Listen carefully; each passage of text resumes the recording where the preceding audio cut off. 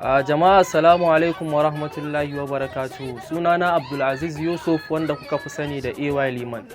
Na tsaya a gaban ku ne ba don komai ba sai dan in yi jan hankali ga 'yan uwana matasa, sa'annan kuma in faɗakar da ku akan wannan tafiya tamu ta Tinubu da muka kinkimo.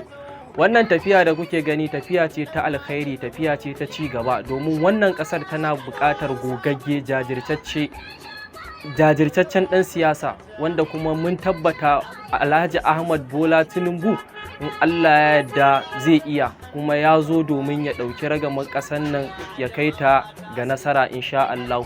'Yan uwana matasa mu zauna mu mai da hankali akan zaben nan, mu yi ƙoƙari mu yi zaɓe cikin natsuwa da lumana, kada mu yi tashina, babu ɗaukan makami ba shi bane mafita.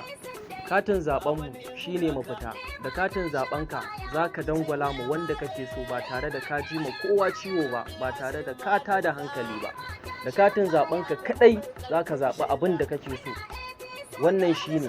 Sa'an nan ina so in tallata muku wannan tafiya tamu ta Tinubu Support Coalition, wanda ƙarƙashin jagora na Alhaji Jibril Muhammad Yarima nake son in faɗakar da ku akan wannan tafiya.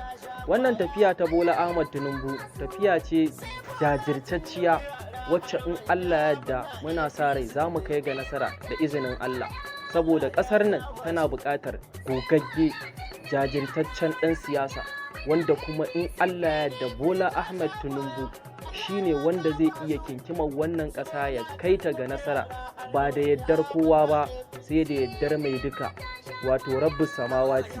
Ina so ku sani cewa matasa, idan Ubangiji Allah ya ba mu wannan ƙasa, wato ina nufin idan wannan ƙasa ta zo hannunmu, ina nufin Bola Ahmad Tinubu idan ya karɓi wannan ƙasa, akwai wasu tsare-tsare wanda ya bujiro da su na ci gaba da zai kawo mana, musamman mu matasa.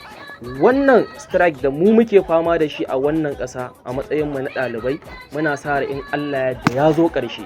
Asibitoci insha Allahu za mu dinga samun magunguna kyauta.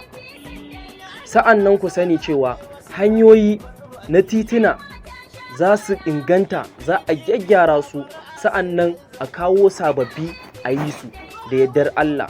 Kuma in Allah ya so ya yarda, idan har Ubangiji Allahu subhanahu wata'ala ya ba Bola Ahmad Tinubu mulkin wannan ƙasar, insha Allahu sai mun yi farin ciki, mun yi godiya ga Allah a bisa tsarin mulkinsa da zai zo mana da shi da yardar Allah. Matasa, 'yan ƙasata, 'yan arewa na, don Allah mu tsaya tsayin daka domin mu ga cewa mun kawo ma ƙasarmu canji mai kyau, wanda muna sa rai in Allah ya yarda idan Allah ya ba Bola Ahmad Tinubu ƙasar nan, za mu ɗunguma mu tafi tare, mu gode tare, mu tsira tare. A Kaduna kuwa daga malam sai Malam Uba Sani ya shirya tsaf domin kawo mana canjika masu ɗimbin yawa, wanda a yanzu da yake sanata mun ga abubuwa na alkhairi da ci gaba da ya kawo ma wannan jiha tamu ta Kaduna State.